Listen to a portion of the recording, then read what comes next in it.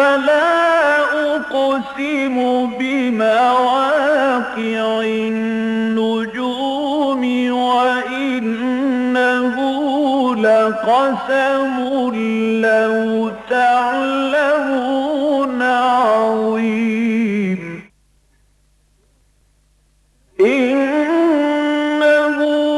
لقرآن كريم في كتاب مكنون لا يمسه إلا المطهرون تنزيل من رب العالمين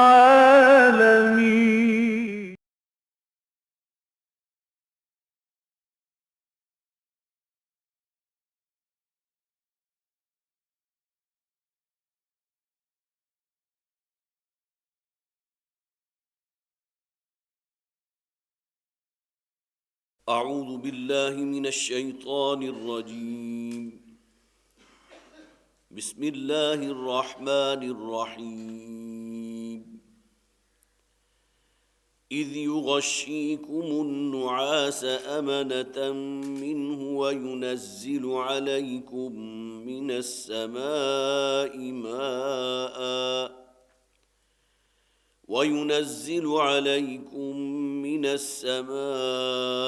ماء ليطهركم به ويذهب عنكم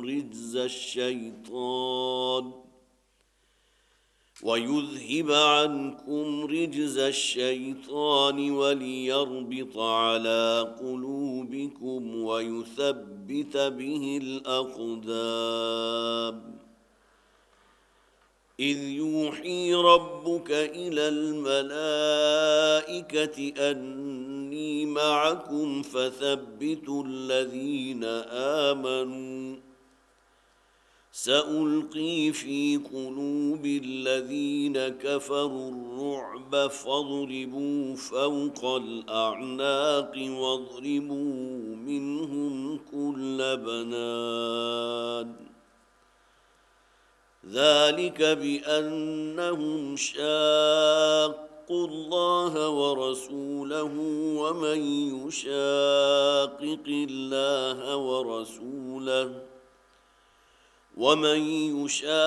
الله ورسوله فإن الله شديد العقاب. ذلكم فذوقوه وأن للكافرين عذاب النار. يا أيها الذين آمنوا إذا لقيتم الذين كفروا زحفا فلا تولوهم الأدبار ومن يؤلهم يومئذ دبره إلا متحرفا لقتال أو متحيزا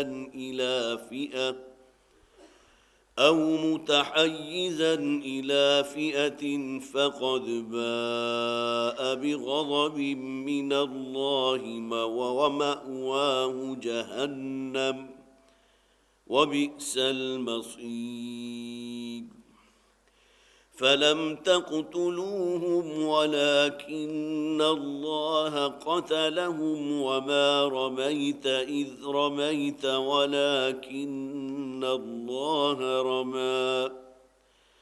وليبلي المؤمنين منه بلاء حسنا إن الله سميع عليم. ذلكم وأن الله موهن كيد الكافرين. إن تستفتحوا فقد جاءكم الفتح وإن تنتهوا فهو خير لكم وإن تعودوا نعد ولن تغني عنكم فئتكم شيئا ولو كثرت وأن الله مع المؤمنين صدق الله العظيم رب اشرح لي صدري ويسر لي أمري واحلل عقدة من لساني يفقهوا قولي اللهم ألهمنا رشدنا وأعذنا من شرور أنفسنا اللهم ألهمنا رشدنا وأعذنا من شرور أنفسنا آمین یا رب العالمین۔ پچھلی مرتبہ میں نے عرض کیا تھا سورہ انفال کے ضمن میں کہ اس سورہ مبارکہ کا بھی بالکل وہی معاملہ ہے جو اس گروپ کی پہلی مکی سورہ انعام کا تھا۔ متعدد آراء موجود ہیں کہ یہ پوری سورہ مبارکہ جو 10 رکوعوں پر مشتمل ہے نبی اکرم صلی اللہ علیہ وسلم پر یک بارگی ایک خطبے کی شکل میں نازل ہوئی، اور واقعتاً اس سورت کا مطالعہ کرتے ہوئے ہم خود بھی محسوس کر سکتے ہیں کہ تقریباً پوری سورت وہ ہے جس میں جا بجا غزوہ بدر پر کمنٹس ہیں، تبصرہ ہے، اللہ تعالیٰ کی جو خصوصی تائید مسلمانوں کو حاصل رہی اس کا ذکر ہے، فرشتوں کے نزول کا ذکر ہے، اور خاص طور پر چند واقعات کے جو سیرت کی کتابوں سے اور پھر یہ کہ احادیث کے ذریعے ہمارے سامنے آتے ہیں وہ بھی اشارتاً اس سورہ مبارکہ میں ان کا ذکر بھی موجود ہے۔ اس سورہ مبارکہ کا آغاز ہوا ہے ایک بہت ہی انوکھے انداز میں کہ یسألونک عن الانفال، اے نبی صلی اللہ علیہ وسلم یہ آپ سے انفال کے بارے میں سوال کر رہے ہیں۔ انفال کا ترجمہ ہے مال غنیمت، لیکن اسے اموال زائدہ کہتے ہیں۔ جس طرح ایک شے فرض ہے کہ جو یقینی ہے، شدنی ہے، لیکن یہ کہ فرض کے ساتھ کچھ نوافل بھی شامل کر دیے جاتے ہیں جنہیں ہم زائد عبادات کہتے ہیں۔ اگر کوئی شخص ان کا اہتمام کرتا ہے تو اس کا اجر اللہ کے ہاں محفوظ ہے، لیکن یہ کہ اگر کوئی شخص اسے ترک کرتا ہے تو گناہ گار نہیں۔ اموال زائدہ، انفال، مال غنیمت۔ اے نبی آپ سے انفال کے بارے میں، ان اموال زائدہ کے بارے میں سوال کر رہے ہیں جو آپ کو اس غزوے کے نتیجے میں حاصل ہوا۔ جہاں تک غزوہ بدر کا تعلق ہے بڑی تفصیل کے ساتھ پچھلی مرتبہ کا ہمارا پورا دورانیہ جو ہے اسی کی نظر ہوا تھا۔ اب ظاہر ہے کہ ان میں سے کسی شے کو اب میں دوبارہ اگر بیان کرنے لگوں تو پھر وہ کڑی کے ساتھ کڑی ملتے ہوئے سلسلہ گفتگو پھر دوبارہ شروع ہو جائے گا، لہٰذا ہم کوشش کریں گے کہ وہ واقعات کے جن کا میں نے پچھلی مرتبہ ذکر کیا تھا آج کی آیات میں جو ریفلیکشنز ان کی سامنے آتی ہیں ان کا ذکر ہو جائے، اور پھر یہ کہ اللہ کرے اور اللہ کو منظور ہوا تو 2 رکوع آج ہم مکمل کرنے کا ارادہ رکھتے ہیں۔ فرمایا یسألونک عن الانفال، اے نبی صلی اللہ علیہ وسلم یہ آپ سے مال غنیمت کے بارے میں پوچھ رہے ہیں۔ قل الانفال للہ والرسول، اے نبی کہہ دیجئے کہ یہ مال غنیمت اور اموال زائدہ تو اللہ اور اللہ کے رسول کے لیے ہیں، گویا کہ ان کی ڈسپوزل پر ہیں۔ فاتقوا اللہ واصلحوا ذات بینکم، تو اللہ کا تقوی اختیار کرو اور اپنے مابین صلح جوئی پر قائم رہو، اپنے معاملات کے اندر نکھار پیدا کرتے رہو۔ میں نے عرض کیا تھا کہ ابتدائی جو حکم ہے اللہ تعالیٰ کی طرف سے وہ تو گویا کہ ایک ایسی بات کہہ دی گئی کہ جس کے بارے میں کوئی اور قیل و قال کی گنجائش نہیں ہے کہ کل اموال غنیمت اللہ اور اللہ کے رسول کی ڈسپوزل پر ہے، لیکن یہ کہ 10ویں پارے کا جہاں آغاز ہو رہا ہے وَاعْلَمُوا أَنَّمَا غَنِمْتُم مِّن شَيْءٍ فَأَنَّ لِلَّهِ خُمُسَهُ وَلِلرَّسُولِ وَلِذِي الْقُرْبَى وَالْيَتَامَى، وہاں تفصیلی احکامات دے دیے گئے کہ جو بھی مال غنیمت حاصل ہوگا اس کے 5 حصے کیے جائیں گے، 4 حصے جو ہے وہ تمام جو اس غزوے میں شریک رہے ان میں برابر برابر تقسیم ہو جائیں گے، اور اس کا 5واں حصہ گویا کہ 1 حصہ جو ہے وہ اللہ کے رسول کی ڈسپوزل پر ہوگا۔ وہ جس کے بارے میں فیصلہ کریں، کسی کو زائد دینا چاہیں تو اس میں سے دے سکتے ہیں، کوئی شخص اگر غزوے میں شریک نہیں تھا لیکن حضور اس کو دینا چاہیں تو حضور کا اختیار ہے۔ فَلِلَّهِ وَلِلرَّسُولِ، اللہ اور اللہ کے رسول کی ڈسپوزل پر ہے۔ اور اس میں خاص طور پر یہ اشکال کیوں پیدا ہوا تھا؟ اس لیے کہ جو مال غنیمت حاصل ہوا، جن مسلمانوں نے، مجاہدین نے اس کو حاصل کیا تھا، اب وہ تو یقیناً ان کی اس میں ایک محنت بھی شامل تھی، لیکن وہ لوگ کہ جو کفار کا تعاقب کر رہے تھے ان کے پاس بڑی سٹرونگ دلیل موجود تھی کہ اگر ہم کفار کا تعاقب نہ کرتے تو تمہیں یہ موقع ہی نہ ملتا کہ مال غنیمت حاصل کر سکتے، لہٰذا ان کے حصے تو کوئی مال غنیمت آیا نہیں، انہوں نے تو کفار کو دور بھگا دیا تاکہ جو مسلمان تھے مطمئن ہو گئے کہ اب ان کے واپس پلٹنے کا کوئی امکان موجود نہیں۔ پھر اسی طرح بہت سے صحابہ وہ تھے جو نبی اکرم صلی اللہ علیہ وسلم کے گرد موجود تھے، آپ کی حفاظت کے لیے، آپ کے جسموں کے لیے ڈھال بنے ہوئے، تو گویا کہ وہاں یہ جو 3 گروہ پیدا ہو چکے تھے اس میں یقیناً یہ بات کہی جا سکتی ہے کہ جو لوگ اس میں اس وقت مصروف کار رہے ہیں وہ اس مال غنیمت کو نہیں سمیٹ سکے، نہیں حاصل کر سکے، جبکہ وہ کہ جو موجود تھے یہاں وہ انہوں نے اس کو سمیٹ لیا، اس کو حاصل کر لیا۔ لہٰذا اب یہاں اللہ تعالیٰ کی طرف سے جو حکم آیا کہ ہر شخص کو برابر برابر اس کی تقسیم کر دی جائے گی۔ وَأَطِيعُوا اللَّهَ وَرَسُولَهُ إِن كُنتُم مُؤْمِنِينَ، اور دیکھو اللہ اور اللہ کے رسول ہی کی اطاعت کرو اگر تم واقعتاً ایمان والے ہو۔ ظاہر ہے کہ کسوٹی اصل شے جو ہے وہ تو دل کا یقین اور ایمان ہے، اس میں اللہ کا حکم، اللہ کے رسول کا حکم وہ سر آنکھوں پر، اور جو حکم اللہ کے رسول کر دیں، اور ظاہر ہے کہ اس کے بارے میں کسی سینے میں بھی کوئی کھٹک موجود نہیں ہونی چاہیے، جیسا کہ قرآن حکیم میں فرمایا گیا کہ فَلَا وَرَبِّكَ لَا يُؤْمِنُونَ حَتَّى يُحَكِّمُوكَ فِي مَا شَجَرَ بَيْنَهُمْ ثُمَّ لَا يَجِدُوا فِي أَنفُسِهِمْ حَرَجًا مِّمَّا قَضَيْتَ وَيُسَلِّمُوا تَسْلِيمًا۔ اے نبی صلی اللہ علیہ وسلم، مومن کی شان تو یہ ہے کہ جو فیصلہ آپ کر دیں تو اس کے بارے میں کوئی کھٹک اور کوئی بے چینی اور اضطراب جو ہے ان کے دلوں میں موجود نہ ہو۔ انما المؤمنون الذین اذا ذکر اللہ وجلت قلوبہم، بڑی خوبصورت آیات ہیں کہ حقیقتاً مومن تو صرف وہ ہیں کہ جو جب اللہ کا ذکر ان پر کیا جاتا ہے، قرآن حکیم کی تلاوت کی جاتی ہے، وجلت قلوبہم، تو ان کے دل دہل جاتے ہیں۔ ترجمہ یہی کیا گیا، دہل جاتے ہیں، لیکن یہ کہ اس میں ایک مثبت مفہوم اپنے سامنے رکھیے کہ جہاں اللہ کا خوف ہے وہیں ایک امید کی کیفیت بھی ہے، جسے ہم بین الخوف والرجاء کہتے ہیں، خوف اور امید، اس کے مابین انسان کی کیفیت ہونی چاہیے۔ لیکن جہاں تک معاملہ ہے اللہ تعالیٰ کی پکڑ کا، اللہ کے عذاب کا، اللہ کے غضب کا، اس سے انسان کو دہل جانا چاہیے۔ اور قرآن حکیم کی بہت سی آیات وہ ہیں، نبی اکرم صلی اللہ علیہ وسلم کی اپنی حیثیت بھی منذر پہلے ہے، مبشر بعد میں ہے۔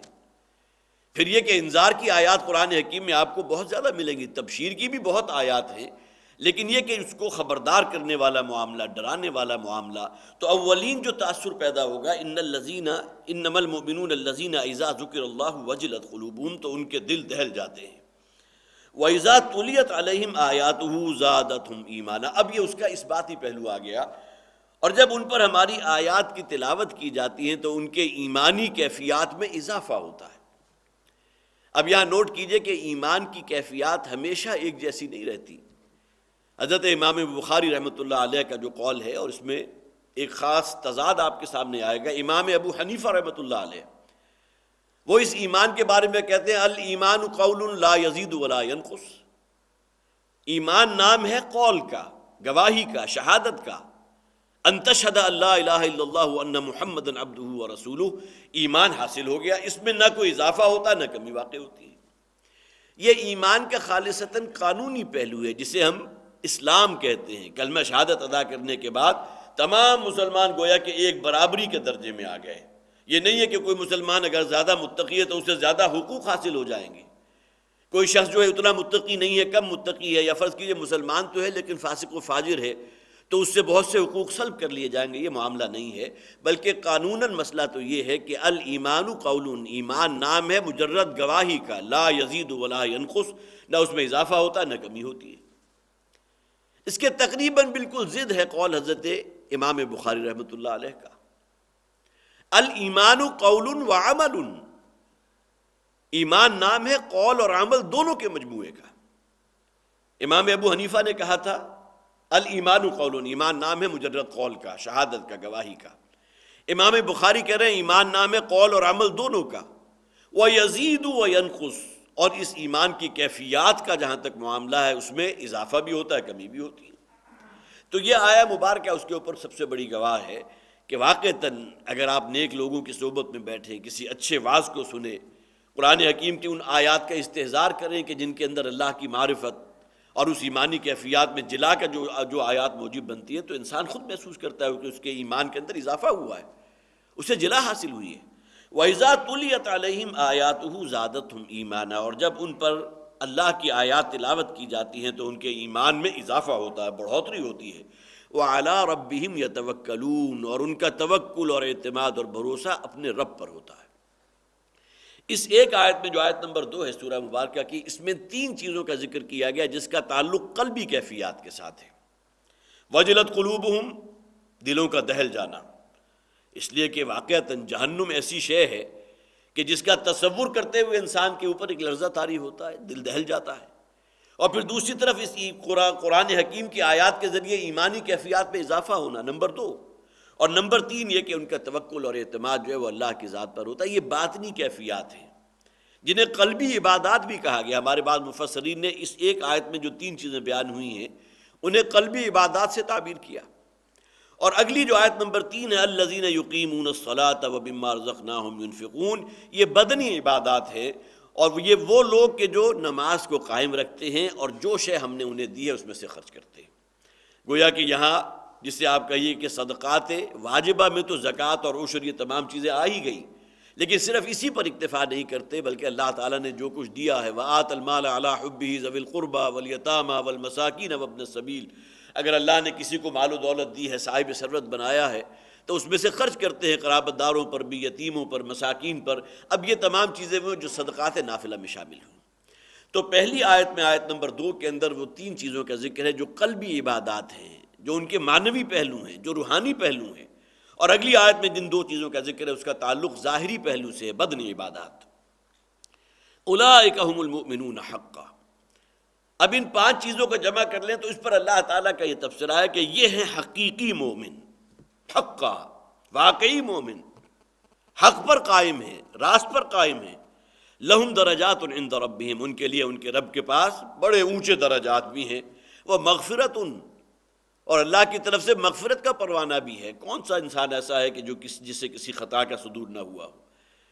کسی گناہ میں ملوث نہ ہوا ہو، لیکن یہ کہ اگر صدق دل سے اللہ کے حضور توبہ کرتا ہے تو اللہ تعالیٰ غفار ہے، ستار العیوب ہے، غفار الذنوب ہے، معاف فرمانے والا ہے، ارحم الراحمین ہے، ومغفرت ورزق کریم، اللہ کی طرف سے معافی بھی ہے اور بہترین بہت عزت کا رزق اللہ تعالیٰ انہیں جنت میں عطا فرمائے گا۔ یہ نتیجہ کن چیزوں کا ہے؟ ان 5 چیزوں کا کہ جن کا ذکر 2 آیات میں کیا گیا، جن میں سے 3 وہ کہ جن کا تعلق قلبی عبادات سے اور 2 وہ کہ جن کا تعلق انسان کی بدنی عبادات سے۔ کما اخرجک ربک من بیتک بالحق، اب دیکھیے یہاں سے وہ شروع ہو رہے ہیں۔ جیسا کہ میں نے عرض کیا تھا کہ ایسا نہیں ہے کہ یہ بالکل اسی طرح کے ان کی وجوہات کیا تھی اس غزوے کی، پھر واقعات کیا تھے، پھر اس کے نتائج کیا نکلے اور اس کے آفٹر ایفیکٹس کیا تھے، اس کی وجہ سے کیسی کچھ دھاک مسلمانوں کی جو ہے وہ کفار پر بیٹھ گئی، بلکہ پورے عرب پر بیٹھ گئی۔ یہ سلسلہ وار یہ تمام جو موضوعات ہیں ان کو اس طرح نہیں لیا گیا، بلکہ اس پوری سورہ مبارکہ کے اندر ان آیات کو جمع کر لیا گیا۔ اس سورت کا بالکل آخری حصہ وہ ہے کہ جہاں وہ بہت بظاہر بہت سخت آیات ہیں کہ جن میں نبی اکرم صلی اللہ علیہ وسلم نے ظاہر ہے کہ صحابہ کرام سے مشورہ کیا تھا، اور اس میں بھی جو سب سے بڑھ کر مشورہ دینے والے تھے وہ حضرت ابوبکر صدیق رضی اللہ تعالیٰ عنہ تھے کہ جو بھی 70 قیدی حاصل ہوئے انہیں فدیہ لے کر ہم چھوڑ دیں۔ تو اس پر اللہ تعالیٰ کی طرف سے جو ہے کسی درجے میں ایک گویا کہ نکیر ہوئی ہے، اس فیصلے کے اوپر جو ہے اللہ کی طرف سے بھی اس پہ کسی درجے میں جو ہے اس پر ناراضگی کا معاملہ ہوا ہے، اور جو واقعہ صحیح احادیث کے اندر موجود ہے وہ تو واقعتاً انسان کو لرزا دینے والا ہے۔ اس لیے کہ وہ مقام تو ہمارا بہت عرصے کے بعد آئے گا، کم سے کم یہ کہ 3-4 مہینے بعد شاید ہم اس سورہ مبارکہ کے آخر پر پہنچے، لیکن یہ کہ چونکہ اس کا تعلق اسی غزوہ بدر کے ساتھ ہے تو میں عرض کر دیتا ہوں کہ غزوہ بدر کے اگلے روز، اب یہ واقعہ وہ ہے کہ جو بخاری میں بھی موجود ہے اور صحیح احادیث کی کتابوں میں موجود ہے، کہ حضرت عمر نے دیکھا کہ حضور صلی اللہ علیہ وسلم اور حضرت ابوبکر صدیق رضی اللہ تعالی عنہ زار و قطار رو رہے ہیں۔ تو حضرت عمر حضور کی خدمت میں حاضر ہوئے کہ حضور کیا معاملہ ہے، اللہ نے ہمیں اتنی واضح فتح عطا فرمائی ہے، اور گویا کہ وہ معاملہ جسے قرآن حکیم نے خود بھی کہا کہ یوم الفرقان ہے، آج کا دن جو ہے وہ یوم الفرقان ہے، وہ حق و باطل کے مابین ایک ممیز دن ہے، تو آپ کے اوپر یہ گریہ طاری ہے، آپ کے جو آنکھوں سے آنسو روا ہے، کیا معاملہ ہے؟ تو حضور نے فرمایا کہ عمر مجھ پر وہ آیت نازل ہوئی ہے کہ جس میں اللہ تعالیٰ نے عتاب فرمایا ہے، اور کس فیصلے پر عتاب فرمایا، اور اس کا ذکر آ جائے گا۔ وہ آیات جب ہم پڑھیں گے، اگرچہ اس وقت اگر ہم نے ان کا مطالعہ کیا تو بہت سا وقت اس میں نکل جائے گا، لیکن انشاءاللہ جب وقت آئے گا تو اس کا بھی مطالعہ ہم کریں گے۔ وہ یہ کہ یہ قیدیوں کے معاملے میں جو ہے اللہ کا منشا اور مرضی یہ تھی کہ ان میں سے کسی کو زندہ نہ رہنے دیا جاتا، اس لیے کہ آج فدیہ لے کر کسی سے 3000 درہم، کسی سے 4000 درہم لے کر ان کو جو چھوڑ دیا گیا، تو اب اگلے سال یہی ہوں گے کہ جو بدترین دشمن بن کر سامنے آئیں گے، اس لیے کہ ان کی جان بخشی کا کیا معاملہ، یہ تو اللہ کے دشمن تھے، اللہ کے رسول کے دشمن تھے، اللہ کے دین کے دشمن تھے، ان کی جان بخشی کرنے کا معاملہ تو گویا کہ اس کا نتیجہ کیا نکلے گا کہ اب یہ اپنی تیاریاں اور خوب زور سے پکڑیں گے، اور 1-2 سال کے بعد اب حملہ آور ہوں گے تو ایک نئے جذبے کے ساتھ حملہ آور ہوں گے۔ پھر یہ کہ انہوں نے قریب سے مشاہدہ بھی کر لیا کہ مسلمانوں کی جو اسٹریٹجی ہوتی ہے کوئی غزوہ اور کسی بھی جنگ کی صورت میں، اب یہ گویا کہ وہ بھی ایک کی رول ادا کر سکتے ہیں کہ جا کر انہیں معلوم ہے کہ کس طرح حضور نے جو ہے 3 حصوں میں لشکر کو تقسیم کر دیا تھا، اور کیا کیا ہدایات جو ہے، اور اس کے چونکہ ان کو تو زندہ رہنے کا موقع مل گیا، تو ان کے پاس وہ چیز بھی موجود تھی کہ گویا کہ جو مسلمانوں کے خلاف جو ہے وہ گویا کہ ثابت ہو سکتی ہے اور مسلمانوں کے خلاف کام آ سکتی ہے۔ لہذا اللہ تعالیٰ کی طرف سے عتاب آیا، اور حضور کے الفاظ یہ ہیں کہ اللہ تعالیٰ نے تو ہمیں اپنے عتاب میں گھیر لیا تھا، اور اللہ کا عذاب، اس لیے کہ عذاب کا لفظ آیا اس آیہ مبارکہ میں کہ جس میں یہ فدیہ لے کر ان قیدیوں کو چھوڑنے کا ذکر ہے، کہ اللہ کا عذاب تو وہ سامنے ایک درخت تھا، اس کی طرف حضور نے اشارہ فرمایا کہ اس درخت تک پہنچ چکا تھا، لیکن اللہ کی رحمت جو ہے وہ گویا کہ شامل حال ہوئی اور اللہ تعالیٰ نے جو ہے اس عذاب کو ہم پر سے ٹال دیا۔ یہ وہ سخت ترین آیت ہے جو سورہ مبارکہ کے آخر میں موجود ہے۔ تو کما اخرجک ربک من بیتک بالحق، جیسا کہ اے نبی صلی اللہ علیہ وسلم آپ کے رب نے آپ کو آپ کے گھر سے نکالا ایک حق کے فیصلے کے لیے، حق کے ساتھ۔ اور جیسا کہ میں نے عرض کیا تھا کہ حضور جب مدینہ سے نکلے ہیں تو جنگ کا ارادہ ہی نہیں تھا، 313 یا 317 کی جو تعداد تھی، تو وہ قافلہ جو ابو سفیان لے کر گیا تھا جس میں تقریباً 1000 اونٹ تھے اور 50,000 دینار کا مال اس کے اوپر لدا ہوا تھا، اب اس قافلے کی واپسی کا سفر تھا، تو حضور کا خیال تھا کہ اس قافلے کا ہم رستہ روکتے ہیں تاکہ یہ کہ بہرحال جیسا کہ میں نے تفصیل سے عرض کیا تھا کہ ان کی لائف لائن جو ہے اس کو بلاک کر سکیں، اور کفار اور مشرکین کو معلوم ہو کہ محمد صلی اللہ علیہ وسلم مدینہ جا کر جو ہے وہ کوئی چین کی بنسری نہیں بجا رہے، بلکہ ان کا عزم اور ارادہ یہ کہ اللہ کے اس گھر کو مشرکین اور کفار کے تسلط سے نجات دلائیں گے، اور لہذا ان کی اپنی ایک موجودگی جو ہے حضور نے وہ ثابت کرنے کی کوشش کی ہے۔ اور غزوہ بدر سے پہلے 8 فوجی مہمات ہیں جن کا میں نے ذکر بھی آپ کے سامنے کیا تھا۔ تو ایک حق کام کے لیے حق کے ساتھ اللہ تعالیٰ نے آپ کو آپ کے گھر سے نکالا۔ وَإِنَّ فَرِيقًا مِّنَ الْمُؤْمِنِينَ لَكَارِهُونَ، اور مومنین میں ایک گروہ ایسا تھا کہ جو ایک کراہت لیے ہوئے تھا۔ اب معلوم ہوتا ہے کہ ایک معاملہ تو اس وقت پیش آیا کہ جب کہ حضور نے مشاورت وہاں طلب کی ہے، اور حضور کو اطلاع مل گئی تھی کہ 1000 کا لشکر جو ہے وہ مکہ سے روانہ ہو چکا ہے اور ان کا رخ اب مدینہ کی طرف ہے، اور وہ شمع توحید کو اب گل کرنے کے در پہ ہے، اور دوسری طرف وہ قافلہ جو ہے وہ بھی چلا آ رہا تھا واپس۔ اب حضور کے پاس 2 آپشن تھے، ایک دوراہ سامنے تھا، یا تو جس ارادے سے مدینے سے نکلے تھے اسی ارادے کو بروئے کار لاتے ہوئے اس قافلے کا رستہ روکتے، جو بہت سہل تھا، اس لیے کہ اس قافلے کے ساتھ کوئی 50 یا 60 سے زیادہ جو ہے وہ ایسے چوبدار موجود نہیں تھے کہ جو اس کی حفاظت کے لیے متعین ہوں، لہذا وہ مسئلہ تو بہت آسان تھا۔ لیکن دوسری طرف گویا کہ اللہ کی حکمت یہ ہوئی ہے، اللہ کا فیصلہ ہے کہ عین اس وقت جو ہے حضور کو اطلاع مل گئی، ایک مخبر نے آ کر خبر دے دی کہ 1000 کا لشکر جو ہے وہ مکہ سے روانہ ہو چکا ہے مسلمانوں کی سرکوبی کے لیے۔ تو وَإِنَّ فَرِيقًا مِّنَ الْمُؤْمِنِينَ لَكَارِهُونَ، اور مومنین میں ایک گروہ، ایک فریق ایسا تھا کہ جو اس پر راضی نہیں تھا۔ گویا کہ جب حضور نے فیصلہ کر لیا کہ اب ہمیں گویا کہ قافلے کا رخ نہیں کرنا بلکہ ان کفار کا جو ہے وہ سامنا کرنا ہے، اس 1000 کے لشکر کو فیس کرنا ہے، تو مومنین میں سے ایک گروہ، اب یہاں گروہ سے مراد 2-3 افراد بھی ہو سکتے ہیں، اس سے زائد بھی ہو سکتے ہیں، لیکن یہ کہ اکثریت وہ تھی جو نبی اکرم صلی اللہ علیہ وسلم کے اس فیصلے کے اوپر پوری طرح مطمئن تھی۔ جیسا کہ میں نے عرض کیا تھا کہ حضرت ابوبکر صدیق، حضرت عمر رضی اللہ تعالیٰ عنہ کی بہت ایمان افروز تقاریر ہوئیں، اور پھر جب انصاری سردار جو حضرت سعد ابن معاذ رضی اللہ تعالیٰ عنہ اٹھے ہیں اور انہوں نے بہت ہی جوشیلی تقریر کی، تو پھر حضور کے چہرے کے اوپر اطمینان آ گیا، اور آپ نے کہا کہ نہیں، اب ہمیں وہی فیصلہ کرنا ہے کہ اس کفار کے لشکر کو روکنا ہے۔ یجادلونک فی الحق بعدما تبین کانما یساقون الی الموت، یہ لوگ کہ جن کے اندر کسی درجے میں کراہت موجود تھی، قرآن ان کا ذکر نہیں کر رہا، خواہ ایک شخص بھی ہو، یہ نبی اکرم صلی اللہ علیہ وسلم کی بھی ایک حکمت بھریا عمل تھا کہ اگر کسی شخص کو آپ نے متوجہ کرنا ہوتا تھا تو اس کا نام لے کر نہیں کیا کرتے تھے، بلکہ لوگوں میں سے کچھ ایسے بھی ہیں جو یوں کرتے ہیں، اس لیے کہ تاکہ یہ کہ وہ ایکسپوز نہ ہو۔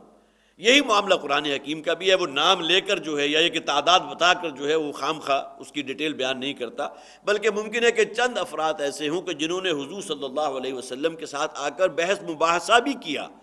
یجادلونک فی الحق بعد ما تبین، اے نبی صلی اللہ علیہ وسلم وہ آپ سے کوئی نزاع کر رہے تھے، کسی درجے میں بحث و مباحثہ کے اندر جو ہے وہ مبتلا ہو گئے تھے اس حق فیصلے کے بعد کہ بعد ما تبین، کہ جو ظاہر ہو چکا تھا۔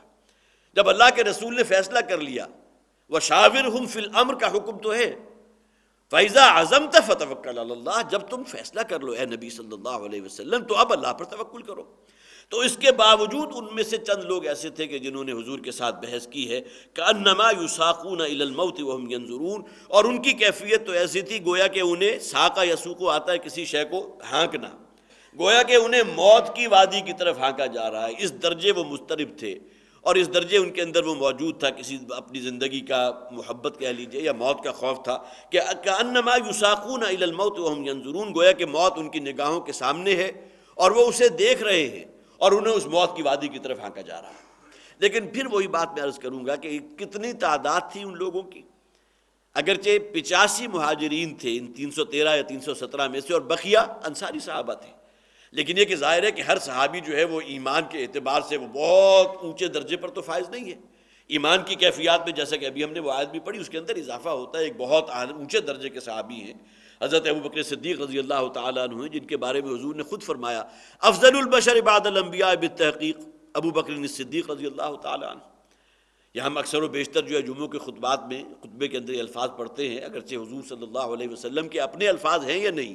اس کی تحقیق میں نے نہیں کی، لیکن یہ کہ اس درجے یہ معمول کے الفاظ ہیں کہ تمام انسانوں میں سر فہرست ہے انبیاء اور رسول کے بعد حضرت ابوبکر صدیق رضی اللہ تعالیٰ عنہ۔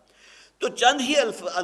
افراد ایسے ہوں گے کہ جن کا معاملہ یہ ہے، لیکن ان کی قلبی کیفیت کا ذکر قرآن کر رہا ہے کأنما یساقون الی الموت وہم ینظرون، گویا کہ انہیں موت کی طرف دھکیلا جا رہا ہے اور موت ان کی نگاہوں کے سامنے کھڑی ہے۔ وَإِذْ يَعِدُكُمُ اللَّهُ إِحْدَى الطَّائِفَتَيْنِ أَنَّهَا لَكُمْ، اور یاد کرو اے مسلمانوں جبکہ اللہ تعالیٰ نے تم سے وعدہ کر لیا تھا کہ احد الطائفتان، ان دو گروہوں میں سے ایک تمہارے لیے اللہ نے لکھ دیا ہے، وَتَوَدُّونَ أَنَّ غَيْرَ ذَاتِ الشَّوْكَةِ تَكُونُ لَكُمْ، اور تم میں سے کچھ لوگ وہ بھی تھے، یہاں پھر میں ترجمہ کر رہا ہوں، ظاہر ہے کہ یہاں تمام صحابہ کا معاملہ تو یقیناً نہیں ہے، ورنہ اگر یہ معاملہ ہوتا تو وہ جوشیلی تقریریں جو ہے وہ تو سننے کو نہ ملتی، لیکن چند کا معاملہ یہ ہے جس کی طرف قرآن اشارہ کر رہا تھا، تم میں سے چند وہ تھے کہ جو چاہتے تھے ان غیر ذات الشوکۃ تکون لکم، کہ وہ راستہ کہ جس میں کوئی کٹھنائی نہیں ہے، جس میں مسلح تصادم کا کوئی اندیشہ نہیں ہے، جس کے اندر کوئی کانٹے نہیں ہیں، جو خاردار وادی نہیں ہے، اس رستے کا وہ قصد کریں۔ اور ظاہر ہے کہ یہاں معاملہ کیا ہے، وہ قافلہ اگر اس کا رستہ روکنا ہوتا تو اس کے اندر تو گویا کہ جنگ کی نوبت ہی نہ آتی، وہ تو بہت سہولت کے ساتھ وہ معاملہ حضور صلی اللہ علیہ وسلم کر سکتے تھے۔ اور جیسا کہ میں نے عرض کیا تھا جب یہ قافلہ جو ہے وہ شمال کی طرف جانے کا جو اس کا سفر تھا اس کو بھی حضور نے اٹیمپٹ کی تھی، لیکن یہ کہ قافلہ وہاں سے نکل گیا۔ اب یہاں معاملہ یہ آ گیا کہ قرآن کہہ رہا ہے کہ تم میں سے کچھ لوگ ایسے تھے کہ جو چاہتے تھے اس رستے کو اختیار کرنا کہ جس میں کوئی کانٹا نہیں تھا، جو غیر ذات الشوکۃ، جس کے اندر کسی قسم کا کوئی اندیشہ نہیں تھا، کوئی کھٹک نہیں تھی۔ وَيُرِيدُ اللَّهُ أَن يُحِقَّ الْحَقَّ بِكَلِمَاتِهِ، درا حال ہے کہ اللہ تعالیٰ کا ارادہ کیا تھا کہ وہ حق کا حق ہونا ثابت کر دے اپنے کلام سے، وَيَقْطَعَ دَابِرَ الْكَافِرِينَ، اور جہاں تک معاملہ ان کافروں کا ہے اللہ تعالیٰ ان کی جڑ کاٹ دینا چاہتا تھا۔ اللہ کی حکمت اور اللہ کا منشا تو یہ تھا کہ مسلمانوں کی مڈ بھیڑ ہونی چاہیے کافروں کے ساتھ، اور ظاہر ہے کہ اللہ تعالیٰ تو عالم الغیب، اللہ کے علم میں تھا کہ جو کچھ بھی ہوگا اور مسلمان چند ہی ساعتوں کے اندر جو ہے انتہائی ہزیمت سے دوچار کر دیں گے ان کفار کے لشکروں کو جو اپنے نشے اور فتح کے اندر چور تھا، اور 1000 کا لشکر کیر کاٹے سے لیس۔ اور جب انہوں نے دیکھا ہوگا مسلمانوں کو کہ یہ تو بالکل نہتے ہیں، ان میں سے تو چند ہیں کہ جن کے پاس کوئی تلواریں چمکتی ہوئی نظر آ رہی ہیں، اور گنتی کی 10 یا 12 یا 7 تلواروں کا ذکر جو ہے وہ احادیث میں ملتا ہے۔ کل 2 گھوڑے تھے اس پورے لشکر کے اندر، باقی اونٹ تھے۔ حالانکہ فوجی جو مہم ہوتی ہے اور جہاں تک دو بدو مڈبھیر کا معاملہ ہے تو اس میں گھوڑا جو ہے وہ تو ایک بنیادی کردار ادا کرتا ہے، جس کا ذکر جو ہے سورۃ العادیات میں کیا گیا کہ وہ گھوڑے کے جو اپنے مالک کو لیے ہوئے دشمنوں کی صفوں کے اندر چیرتے ہوئے اندر تک چلے جاتے ہیں۔ وہاں اونٹوں کا معاملہ تو یہ نہیں ہو سکتا، اونٹ تو ویسے بھی خوف زدہ ہو کر جو ہے وہ ممکن ہے بدک کر بھاگ جائے، لیکن گھوڑے کو تو ٹرین کیا جاتا ہے خاص طور پر اس معاملے کے لیے۔ اب جب کفار نے دیکھا کہ مسلمانوں کے لشکر میں کل 2 گھوڑے ہیں، گنتی کی چند تلواریں ہیں، ڈھال اور زرہ اور اس نام کی تو کوئی شے معلوم ہوتا ہے ہی نہیں، کسی کے پاس کوئی جھاڑی ہے، کوئی بڑی عصا ہے، کوئی لکڑی ہے، اس نے اپنے جان کی حفاظت کے لیے یا یہ کہ اپنے مدافعت میں وہ اپنے ہاتھ میں لے لیا۔ تو یہ کیفیت جو ہے کہ یرید اللہ ان یحق الحق بکلماتہ ویقطع دابر الکافرین، اللہ تعالیٰ تو چاہتا یہ تھا کہ حق کا حق بالا ہونا جو ہے وہ ثابت فرما دے اور ان کافروں کو جو ہے ان کی جڑ ختم کر دے۔ لیحق الحق ویبطل الباطل ولو کرہ المجرمون، تاکہ حق کا حق ہونا ثابت کر دے اور باطل کا باطل ہونا۔ یہاں خاص طور پر نوٹ کیجئے یہ ابھی سب سے پہلا مرحلہ ہے آمنا سامنا کفار اور مشرکین کا، پہلا غزوہ ہے نا، غزوہ بدر، پہلی مٹبھیڑ ہے، اور یہ الفاظ وہ ہیں جب نبی اکرم صلی اللہ علیہ وسلم فاتح کی حیثیت سے جب مکہ میں داخل ہوئے ہیں اور بیت اللہ میں جتنے بھی وہ بت موجود تھے، آپ کے پاس ایک عصا تھا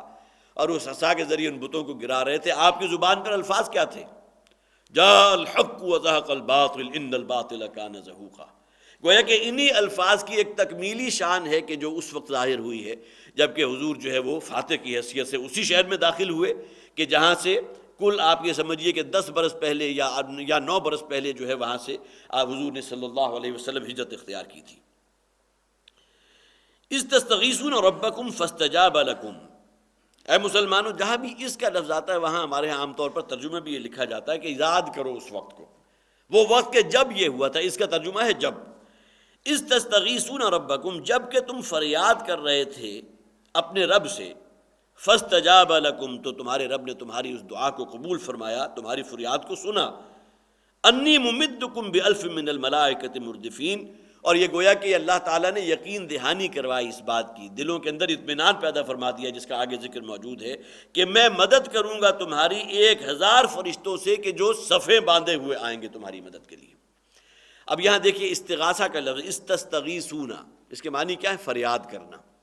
میں نے عرض کیا تھا نبی اکرم صلی اللہ علیہ وسلم کے لیے وہ جو ایک رات پہلے کی تھی، اگلے دن تو غزوہ ہوا ہے، اس سے پہلے کی جو رات تھی تو حضور کے لیے ایک ذرا بلند مقام کے اوپر ایک صاحبان سی عریش تعبیر کر دی گئی۔ عریش اصل میں جھوپڑی کو کہتے ہیں، کوئی جھاڑ جکاڑ لے کر اور کچھ وہ پھوس وغیرہ لے کر ایک جو ہے شیڈ بنا دیا گیا تھا، گویا کہ وہاں حضور اگر بیٹھے ہوں، آپ کو عبادت کرنا چاہیں، پھر آسمان سے بارش ہو تو ایک شیلٹر بھی آپ کو وہاں جو ہے حاصل ہو، تو حضور نے سجدہ کیا اور طویل ترین سجدہ آپ نے فرمایا، اور پھر جب آپ نے جو ہے سر اٹھایا ہے، آپ کی جائے سجدہ آنسو سے تر تھی، اس موقع پر وہ الفاظ ہیں جو سیرت کی کتابوں میں موجود ہیں کہ اے پروردگار، آنے والے کل اگر یہ میرے ساتھی تمام جو ہے شہید ہو گئے، ہلاک ہو گئے، تو پھر قیامت تک تیرا نام لیوا جو ہے دنیا میں کوئی نہیں ہوگا، اس لیے کہ میں تو آخری رسول ہوں، آخری نبی ہوں۔ اسی موقع پر پھر حضور نے فرمایا تھا سیہزم الجمع ویولون الدبر، گویا کہ حضور کو خوشخبری دے دی گئی فتح کی، اور آپ کو بتا دیا گیا کہ اب یہ جو جمعیت، بہت بڑا لشکر جو آپ کے سامنے موجود ہے کیل کانٹے سے لیس، سیہزم الجمع، یہ انتہائی ہزیمت زدہ ہو کر یہاں سے راہ فرار اختیار کر جائے گا، وَيُوَلُّونَ الدُّبُورَ، اپنی پیٹھ جو ہے کر کے وہ ایسے بھاگیں گے کہ واپسی کا وہ نام نہیں لیں گے۔ یہ حضور کی زبان پر الفاظ تھے جو سورہ قمر کے اندر موجود ہیں۔ تو اس تستغیثون ربکم، جبکہ اے مسلمانوں، ظاہر مسلمانوں کی بھی دلی فریاد یہی تھی،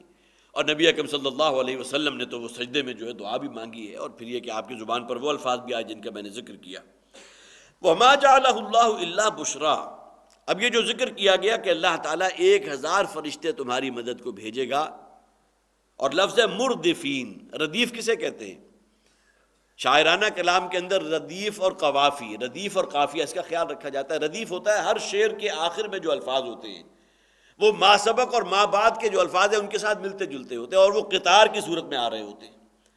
جو بھی شعر ہوگا گویا کہ اس شعر کا جو آخری حصہ ہے وہ ایک دوسرے کے ساتھ بڑی مماثلت رکھتا ہوگا۔ ایک تو آزاد شاعری ہے جسے ہم نثر کہتے ہیں، لیکن وہ معاملہ نہیں جو خالص نسبتاً منظوم کلام ہوتا ہے، اس کی تو یہ شان ہے۔ لہذا ردیف وہ ہوا کہ ایک دوسرے کے پیچھے چلے آنا، 1000 فرشتے کے جو چلے آئیں گے صفیں باندھے ہوئے،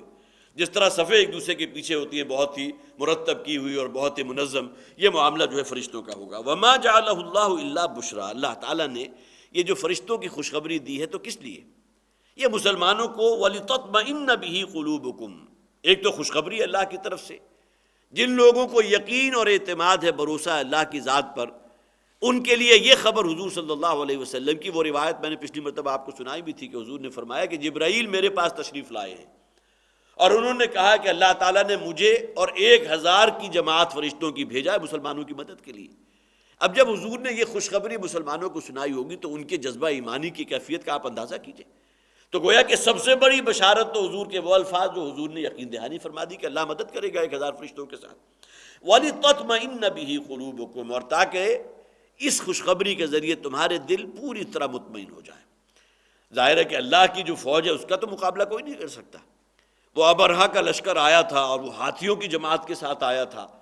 اور کس طرح ذلت و خواری کے ساتھ اور جس مسکنت کے ساتھ وہ وہاں جو ہے وہ بالکل میدان کے اندر وہ بھوسے کی طرح جو ہے وہ بکھر کر رہ گیا۔ ہوا کیا تھا؟ چھوٹی چھوٹی کنکریاں تھیں جو اللہ تعالیٰ نے پرندوں کے ذریعے، سورہ لہب کے اندر، سورہ فیل کے اندر اس کا ذکر موجود ہے کہ جس کو بھی وہ کنکری مس کی ہے اس کا جسم جو ہے گل سڑ کر جس طرح میلٹ ہو جاتا ہے وہ کیفیت اس کی ہو گئی. وہ ہاتھی جو ہے وہ بالکل میلٹ ہوئے ہوئے گوشت کا ڈھیر کی شکل اختیار کر گئے.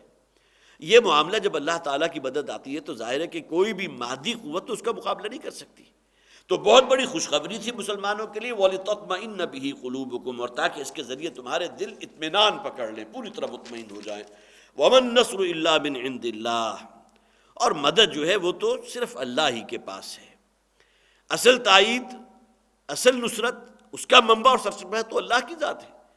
باقی اگر مسلمانوں کا کہیں اعتماد اور توکل بھروسہ ان وسائل پر ہو جاتا پھر تو ظاہر ہے کہ جو اس درجے ہمت جواب دے جاتی، جس طرح معاملہ ان کے اندر پیدا ہو جاتا کہ کوئی مقابلے کا کوئی نسبت و تناسب ہے ہی نہیں. جیسا کہ میں نے عرض کیا کہ گنتی کی 7 یا 11 تلواریں، 12 تلواریں، 2 گھوڑے، اور اپنی حفاظت کے لیے کوئی ڈھال اور وہ تو تقریباً نہ ہونے کے برابر. لیکن یہ کہ مقابلے میں وہ 1000 کا لشکر، یہ تو اصل میں وَمَا النَّصْرُ إِلَّا مِنْ عِنْدِ اللَّهِ، مسلمانوں کا اعتماد اور بھروسہ اللہ کی اس مدد پر تھا کہ جس کی یقین دہانی کرا دی گئی. ان اللہ عزیز الحکیم، اللہ تعالیٰ یقیناً زبردست ہے، زور آور ہے، کمال حکمت والا. مسلم شریف کی وہ روایت حضرت عبداللہ ابن عباس رضی اللہ تعالیٰ عنہ فرماتے ہیں کہ میں میدان جنگ میں کھڑا تھا اور میرے سامنے ایک مسلمان جو ہے ایک دوسرے کافر کا تعاقب کر رہا تھا، اور ابھی ان کے درمیان کافی فاصلہ موجود تھا کہ اچانک میں نے ایک گونج کی آواز سنی. یہ الفاظ ہیں اس حدیث کے. اچانک ایک گونج کی آواز آئی اور میں نے دیکھا کہ وہ کافر جو اپنی جان کی حفاظت کے لیے راہ فرار اختیار کر رہا تھا، اس کی گردن اس کے تن سے جدا ہو کر اور اس کا جسم جو ہے زمین پر تڑپنے لگا. حالانکہ وہ خود مشاہدہ کر رہے ہیں کہ میں نے دیکھا کہ وہ صحابی، ان کا تو ابھی ہاتھ جو ہے اس پر پہنچا بھی نہیں. اور یہ کیا تھا؟ اللہ تعالیٰ کی طرف سے خصوصی مدد حاصل ہوئی تھی. اسی قسم کے واقعات آپ کو یاد ہوگا سن 65 کی جو جنگ ہوئی تھی، اس کے بارے میں بہت سے بعد میں روایات ایسی ملی ہیں کہ خاص طور پہ راوی کا جو پل تھا، اب تو بہت سے پل بن گئے، اس تک تو یہی ایک پل تھا کہ جو ٹارگٹ تھا کہ اگر اس کو توڑ دیا جائے تو گویا کہ پھر یہ مشرق و مغرب کے درمیان جو ایک رابطہ قائم ہے وہ ختم ہو جائے گا. تو بہت سے بتانے والوں نے بتایا ہے، اور یہ میرے بھی اس وقت کی جو بھی واقعات ہیں، چند چیزیں، اگرچہ عمر اس وقت صرف 10 سال تھی میری، لیکن یہ کہ بہرحال کچھ چیزیں ذہن کے اندر ایسی چپک کر رہ جاتی ہیں. تو بتایا کہ ایک لوگوں نے خود دیکھا کہ ایک بزرگ ہیں کہ جو وہاں موجود ہیں، اور اس در سے کوئی اگر گولہ آتا ہے، اس آج سے کوئی تقریباً آپ یہ سمجھ لیجئے کہ 45 سال پہلے، 40 سال پہلے کے، تو وہ اس قسم کے ویپنز بھی نہیں تھے کہ جو آج ہیں. تو وہ اپنے ہاتھ سے لے کر جو ہے اس کو گویا کہ اس پل تک ٹکرانے ہی نہیں پاتا. اس قسم کے واقعات سن 65 کی جنگ کے اندر اللہ تعالیٰ کی طرف سے خصوصی تائید اور نصرت حاصل ہوئی. لیکن اس کے لیے معاملہ اصل کیا ہے کہ مسلمانوں میں وہ ایمانی کیفیات ہونی چاہیے، مسلمانوں کے اندر وہ جذبات ہونے چاہیے، وہ اعتماد اور توکل اللہ کی ذات پر ہونا چاہیے. تو یقیناً اللہ تعالیٰ کی مدد جو ہے وہ آ کر رہتی ہے. وَمَا النَّصْرُ إِلَّا مِنْ عِنْدِ اللَّهِ، اور مدد نہیں ہے سوائے اللہ کے پاس سے کسی مدد، کوئی اور توقع نہ رکھو. ان اللہ عزیز الحکیم، یقیناً اللہ تعالیٰ زبردست ہے، کمال حکمت والا. اِذْ يُغَشِّيكُمُ النُّعَاسَ أَمَنَةً، اب دیکھیے ایک فطری قلبی کیفیت ہے، اس کو آپ اپنے اوپر بھی طاری کر سکتے ہیں. اور ظاہر ہے کہ یہ معاملہ اس وقت چند مسلمانوں کا بھی ہو سکتا ہے، کچھ بڑی اکثریت میں مسلمانوں کا بھی ہو سکتا ہے کہ اتنا بڑا لشکر دیکھ کر ابتدا میں کچھ ہمت جواب دینے لگے، لہذا ایک بے چینی اور اضطراب کی کیفیت. تو اللہ تعالیٰ فرماتا ہے کہ ہم نے ان مسلمانوں پر جو بھی اس وقت وہاں موجود تھے ان کے اوپر ایک اونگ کی کیفیت طاری کر دی. اِذْ يُغَشِّيكُمُ النُّعَاس، نعاس کسے کہتے ہیں؟ اونگ کو. ایک تو گہری نیند ہوتی ہے، ایک ہوتی ہے اونگ کی کیفیت، جو گویا کہ چند لمحوں کے لیے، چند ساعتوں کے لیے، اور اس کے بعد انسان جو ہے پھر دوبارہ الرٹ ہو جاتا ہے. کبھی آپ حضرات میں سے کسی نے کوئی لانگ ڈرائیو کی ہو اور اس کے بعد تکان کی وجہ سے کہیں کوئی اونگ آئے تو بعض اوقات انسان تھوڑی دیر کے لیے اونگ جاتا ہے، لیکن فوراً ایک جو ہے وہ الرٹ ہو کر بیٹھ جاتا ہے. تو یہ کیفیت ہوتی ہے. تو اللہ تعالیٰ نے اِذْ يُغَشِّيكُمُ النُّعَاسَ أَمَنَةً، یاد کرو اس وقت کو کہ اللہ تعالیٰ نے تمہارے اوپر ایک اونگ طاری کر دی، أَمَنَةً مِّنْ، جو اس کی طرف سے ایک اطمینان لیے ہوئے تھی. اب مسلمانوں کی قلبی کیفیت اس کے بعد جب اس اونگ سے تھوڑی سی دیر کی اونگ سے جب بیدار ہوئے تو اب ان کے اندر ایک اطمینان پیدا ہو چکا تھا. اور کسی درجے میں بھی کہ اضطراب اگر مسلمانوں میں سے کسی کے دل میں موجود تھا تو اللہ تعالیٰ نے اس کو زائل کر دیا اس اونگ کے ذریعے. اس کا ذکر بھی قرآن کر رہا ہے، اِذْ يُغَشِّيكُمُ النُّعَاسَ أَمَنَةً مِّنْهُ وَيُنَزِّلُ عَلَيْكُم مِّنَ السَّمَاءِ. اولاً تو اللہ نے اونگ طاری کر دی تمہارے اوپر جس سے تمہیں ایک امن اور سکون اور اطمینان کی کیفیت حاصل ہو گئی. وَيُنَزِّلُ عَلَيْكُم مِّنَ السَّمَاءِ مَاءً، اور ساتھ ہی اللہ تعالیٰ کی طرف سے ایک اور رحمت کا ظہور ہوا کہ آسمان سے اللہ نے بارش نازل فرما دی. لیطہرکم بھی، آگے 4 چیزوں کا ذکر ہے۔ میں نے عرض کیا تھا کہ جو وہاں قریب میں کچھ چند کنویں یا ایک کنواں یا جو بھی موجود تھے، اس کی تفصیلی روایات جو ہیں متعدد ہیں، ان کے اوپر کفار کا لشکر چونکہ پہلے پہنچ چکا تھا، وہ قابض ہو گئے، لہذا پانی حاصل کرنے کے کوئی اگر منبع ہو سکتا تھا تو وہ تو کفار کے پاس تھا۔ اب مسلمان جب وہاں پہنچے ہیں، اور ظاہر ہے جب حضور نے مشاورت کے بعد فیصلہ کیا کہ ہمیں ادھر کا رخ کرنا ہے، تو مسلمانوں نے پیش قدمی کی، لیکن کفار کا لشکر پہلے وہاں پڑاؤ ڈال چکا تھا اور ان کنوؤں کے اوپر قابض ہو چکا تھا۔ اب مسلمانوں کے لیے سب سے بڑا مسئلہ یہ تھا کہ پانی کہاں سے آئے گا؟ اولاً تو سب سے بڑھ کر پانی کی غرض کے لیے حاصل ہونا چاہیے کہ اس کے ذریعے طہارت حاصل کریں، اس کے ذریعے وضو کریں، اللہ کے حضور سجدہ ریز ہو، نماز کا وقت آئے گا نماز پڑھیں گے۔ یہ الگ بات ہے کہ دین کے اندر رعایت موجود ہے کہ اگر پانی نہیں ہے تو تیمم کر سکتے ہو، فَتَيَمَّمُوا صَعِيدًا طَيِّبًا، لیکن یہ کہ پانی کی ضرورت محسوس ہوئی، اللہ تعالیٰ نے فوراً اللہ کی رحمت کا ظہور ہوا اور اللہ تعالیٰ نے بارش نازل فرما دی، جس کے 2 نتیجے نکلے۔ اب یہ تفصیلی جو روایات ہیں آپ کو اس میں غزوے کے حالات و واقعات اس کے اندر مل جائیں گی۔ ایک تو یہ کہ مسلمان تھوڑی سی اونچی جگہ پر تھے، تو جو پانی نازل ہوا اس کو کچھ آڑ بنا کر، کچھ رکاوٹیں بنا کر مسلمانوں نے اپنے لیے جمع کر لیا، گویا کہ حوض کی شکل میں یا کوئی تالاب کی شکل میں جمع کر لیا، تاکہ اگر یہ معاملہ مڈبیر کا 1-2 دن اگر طول کھینچے تو ہم اس سے پانی حاصل کر سکیں، اپنی جو ہے نجاستیں بھی جو ہے اسے دور کر سکیں، اور پھر یہ کہ وضو کر سکیں، پاک صاف ہو سکے۔ لیکن یہی پانی جب نیچے اترا ہے اور اس جگہ پہنچا کہ جہاں کفار کا لشکر موجود تھا، تو ان کے لیے پرابلم ہو گیا، اس لیے کہ وہاں زمین جو ہے پھسل نہیں ہو گئی، وہاں اب پاؤں جما کر لڑنا آسان نہیں تھا۔ لہذا اللہ کی طرف سے گویا کہ یہ رحمت کا جو نزول ہوا مسلمانوں کے حق میں، اور اسی کا ایک عکس تھا کہ جو ان کفار اور مشرکین کے لیے جو ہے ان کے لیے باعث زحمت بن گیا کہ وہاں کیچڑ اور پھسلن پیدا ہو گئی، جن کے لیے ان کو کھڑے رہنا اور لڑنا جو ہے ان کے لیے مشکل ہو گیا۔ تو يُنَزِّلُ عَلَيْكُم مِّنَ السَّمَاءِ، اور اللہ تعالیٰ نے تم پر پانی نازل فرمایا، آسمان سے بارش نازل فرمائی، لِيُطَهِّرَكُم بِهِ، تو سب سے پہلا مقصد کیا تھا کہ اس کے ذریعے تم خوب پاکی اور صفائی حاصل کر سکو، نظافت، النظافت من الایمان۔ یہ تو حدیث مبارکہ ہے صلی اللہ علیہ وسلم حضور کی، حضور نے فرمایا کہ صفائی اور نظافت جو ہے یہ تو ایمان کے حصوں میں سے ایک شے ہے۔ کوئی مسلمان جو ہے کبھی اس حوالے سے ایسا نہیں ہو سکتا کہ جسے گندا رہنا کہیں مقصود ہو، وہ صفائی اور پاکیزگی اور نظافت جو ہے مسلمانی کے اندر شامل ہے۔ النظافت من الایمان،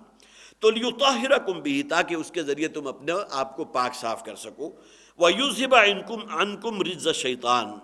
اور پھر یہ کہ یہ بارش جو ہے وہ تمہارے اندر سے وہ شیطان کی طرف سے اگر کوئی وساوس ہیں بھی،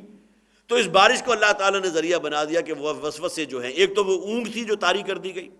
اور دوسرے یہ کہ بارش کا جو مبارک پانی تھا اس سے اللہ تعالیٰ فرماتے ہیں تمہارے سے وہ شیطان کی طرف سے اگر کوئی وساوس ہیں بھی، رجز الشیطان جسے کہا گیا، اللہ نے وہ بھی تم سے دور فرما دی۔ وَلِيَرْبِطَ عَلَىٰ قُلُوبِكُمْ، اور اسی پانی کے ذریعے اللہ تعالیٰ نے تمہیں باہم مربوط کر دیا۔ دیکھیں یہ ایک تو ظاہری فائدہ ہے کسی پانی کا،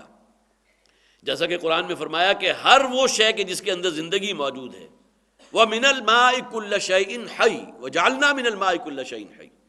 اگر زندگی ہے تو پانی کے بغیر نہیں ہے، کوئی شے بھی زندہ رہ ہی نہیں سکتی پانی کے بغیر۔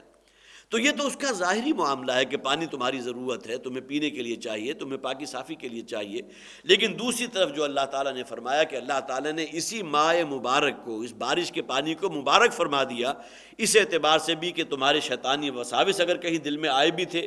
اور اس لشکر کو دیکھ کر تمہارے اندر کسی درجے میں بھی کوئی خوف پیدا ہوا تھا، تو اللہ تعالیٰ نے وہ خوف بھی زائل کر دیا، اور پھر یہ کہ اس کے ذریعے اللہ نے تمہارے دلوں کو باہم جوڑ دیا، وَيُثَبِّتَ بِهِ الْأَقْدَامَ، اور تمہارے قدموں کو جو ہے وہ ثبات عطا فرما دیا۔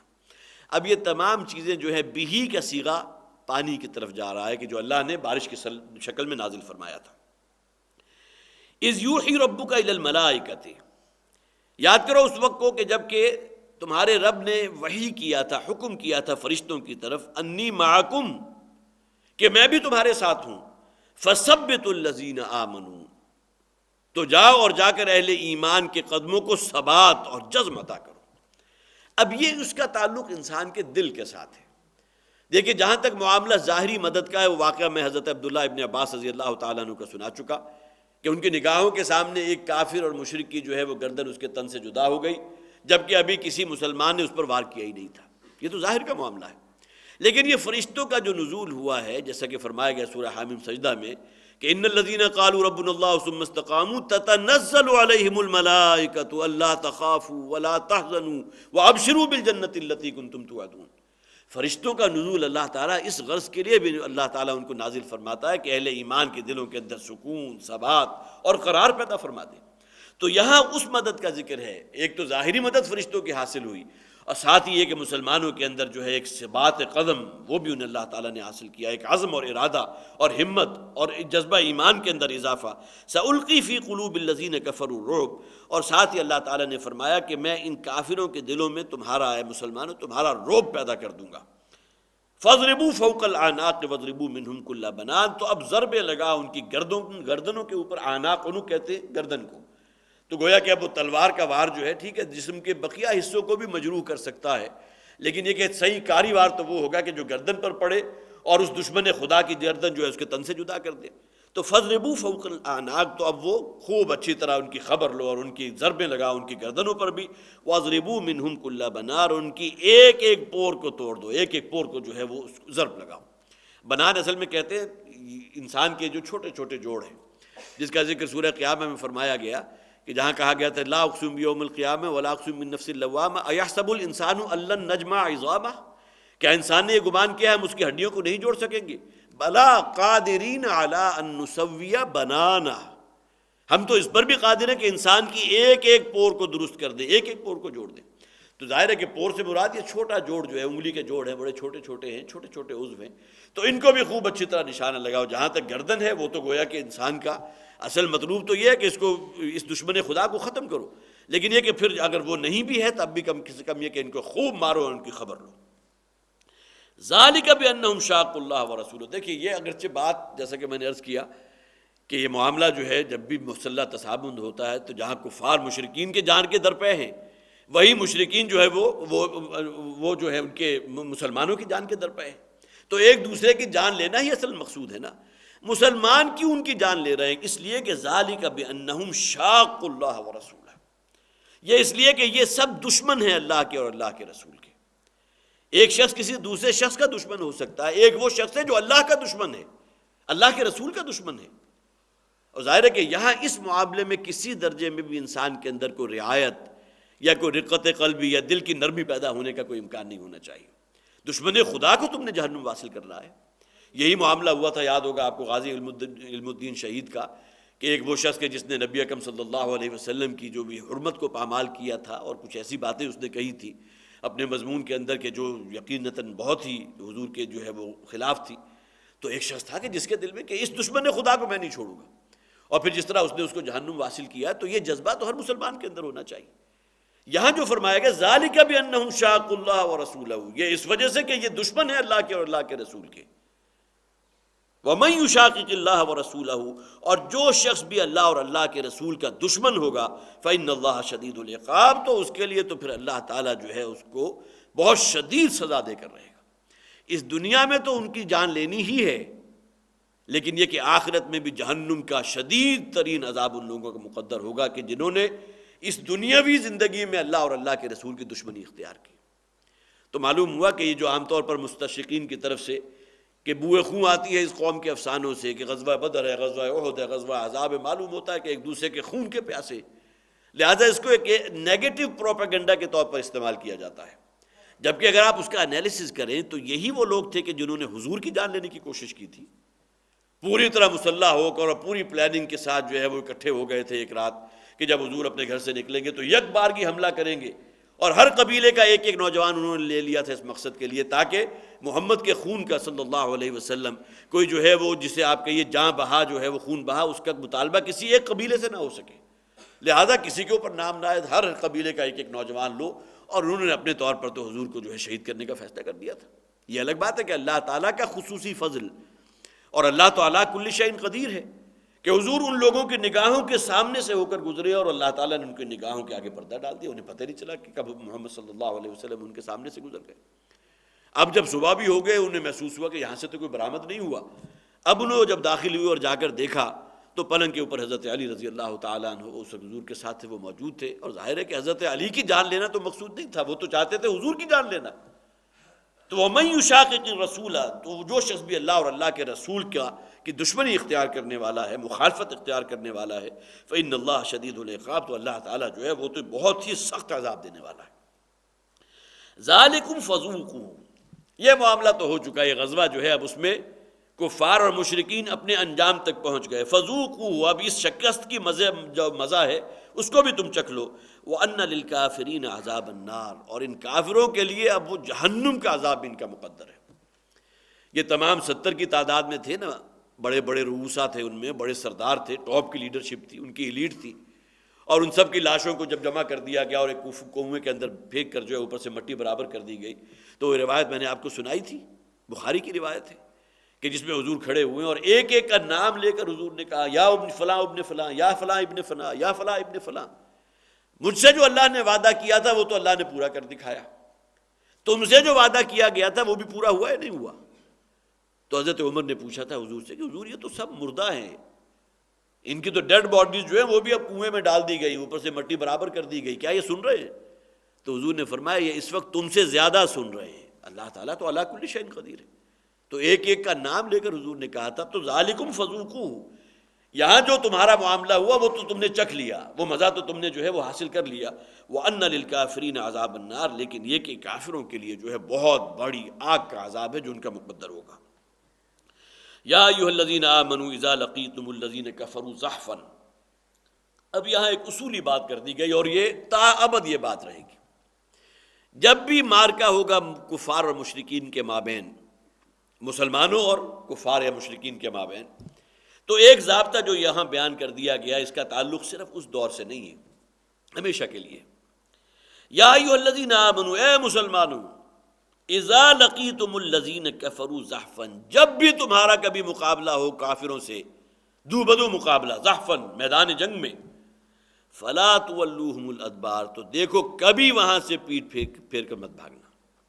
راہ فرار اختیار کرنا اتنا بڑا گناہ ہے، اتنا بڑا جرم ہے کہ جس کے آگے اب جب ذکر آئے گا تو آپ کو اندازہ ہوگا. اگرچہ اپنی جگہ بہت بڑی حقیقت ہے کہ جان انسان کی محبوب ترین شے ہے، ہر شے کو قربان کر دے گا اپنی جان کو بچانے کے لیے، لیکن کسی مومن کے شایان شان نہیں ہے کہ میدان جنگ سے وہ پیٹھ دکھا کر وہاں سے بھاگ جائے اپنی جان کی حفاظت کے لیے. تو یا ایھا الذین آمنوا، اہل ایمان، اذا لقیتم الذین کفروا زحفا، جب کبھی تمہارا مٹ بھیڑ ہو، مقابلہ ہو کافروں سے میدان جنگ میں، فلا تولوہم الادبار، تو کبھی وہاں سے پیٹھ پھیر کر مت بھاگنا. ومن یولہم یومئذ دبرہ، اور جو شخص بھی تم میں اس دن جو ہے بزدلی دکھائے گا، اپنی جان بچا کر وہاں سے بھاگے گا، اپنی پیٹھ دکھا کر وہاں سے بھاگے گا، الا متحرفا لقتال.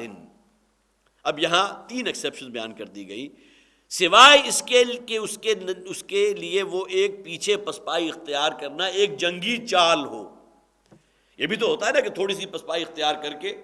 اس کے بعد کفار کو آنے کا موقع دیا جائے اور اس کے بعد سائیڈ سے جو ہے وہ حملہ ایسے کر دیا جائے کہ ان کو نرغے میں لے لیا جائے.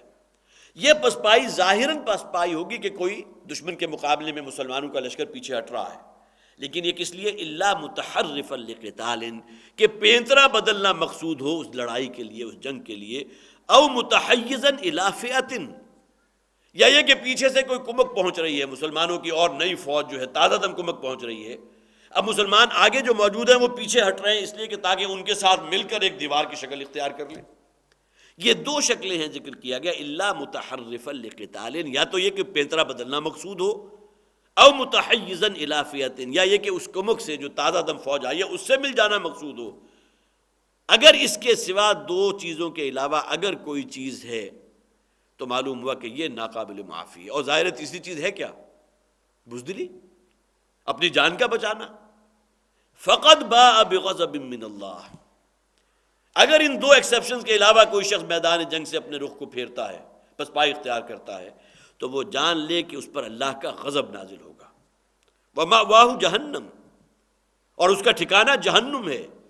وَبِئْسَ الْمَصِيرُ، اور وہ بہت ہی برا ٹھکانہ ہے. اب یہ الفاظ ہیں، اس کو ذرا تھوڑا سا آپ ٹیلی کر لیجئے کہ حضور نے فرمایا کہ جو شخص مرا اس حالت میں کہ اس کے دل میں جہاد اور قتال کی تمنا موجود نہیں تھی، تو وہ ایک نوع کے نفاق پر اس کی موت ہوئی ہے، وہ حقیقی ایمان نہیں ہے. حقیقی ایمان کا لازمہ یہ ہے کہ انسان جو ہے اپنی جان بھی قربان کرنے کے لیے تیار ہے. اور یہ آیا مبارکہ جیسا کہ میں نے عرض کیا، یہ تو ہمیشہ کے لیے گویا کہ لکھ دیا گیا نا کہ جس شخص نے بھی میدان جنگ سے راہ فرار اختیار کیا، سوائے ان 2 ایکسیپشنز کے کہ کوئی پیترا بدل کر جو ہے دوبارہ مجتمع ہو کر جو ہے اس کو حملہ کرنا مقصود ہو، یا پچھلی کمک کے ساتھ جو تازہ دم فوج آ رہی ہے اس سے مل جانا مقصود ہو۔ اس کے علاوہ اگر کوئی اور معاملہ ہے اور ظاہر ہے کہ وہ صرف جان بچانا اور بزدلی وہ ہوگی، تو پھر یہ کہ اللہ کا غضب نازل ہو، فقط باء بغضب من اللہ، وہ گویا کہ لوٹا ہے اللہ کا غضب لے کر۔ گھر میں تو لوٹ آیا، اپنی جان تو بچا لی، لیکن وہ سراسر اب مغضوب اللہ ہے، جس پر اللہ کا غضب ہو چکا ہے۔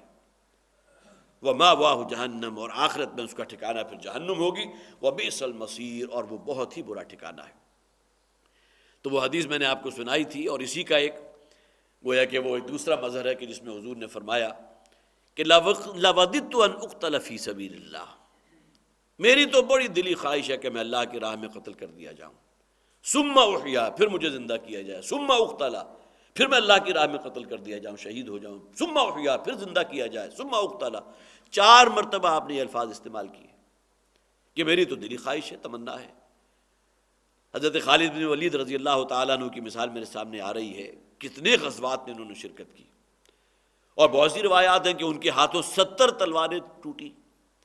جتنے بھی زخم تھے ان کے جسم کے سامنے تھے، پیٹھ پر کوئی ایک زخم بھی موجود نہیں تھا، اس لیے کہ پیٹھ پر تو تب پڑے گا نا